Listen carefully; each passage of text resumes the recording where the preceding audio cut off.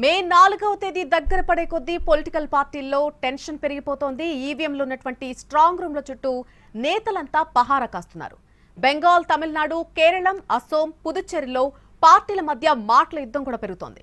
ముఖ్యంగా వెస్ట్ బెంగాల్లో EVM strong రూమ్ల చుట్టూ అలజడి పెరుగుతోంది. ఏకంగా మమతా బెనర్జీ తాను పోటీ చేస్తున్న భవానీపూర్ నియోజకవర్గం స్ట్రాంగ్ రూమ్ల సెక్యూరిటీపై అనుమానాలు వ్యక్తం చేయడం కలకలం రేపుతోంది.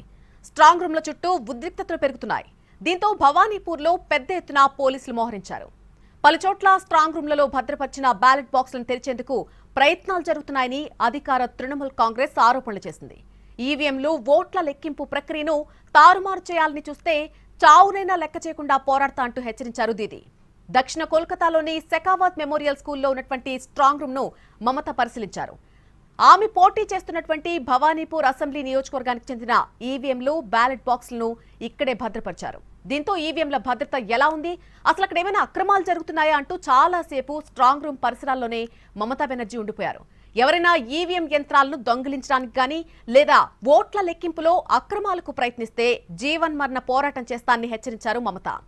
ఇక బీజేపీ, ఈసీ కుమ్మక్కైపోయాయని తృణమూల్ కాంగ్రెస్ గట్టిగా ఆరోపిస్తోంది. పార్టీలకు సంబంధించిన ప్రతినిధులు లేకుండానే బ్యాలెట్ బాక్సులు తెరుస్తున్నారని ఆరోపించింది. పశ్చిమ బెంగాల్లో ఎన్నికల ఫలితాలను ప్రభావితం చేసేందుకు పెద్ద కుట్రే జరుగుతుందని కూడా ఆరోపణలు చేసింది.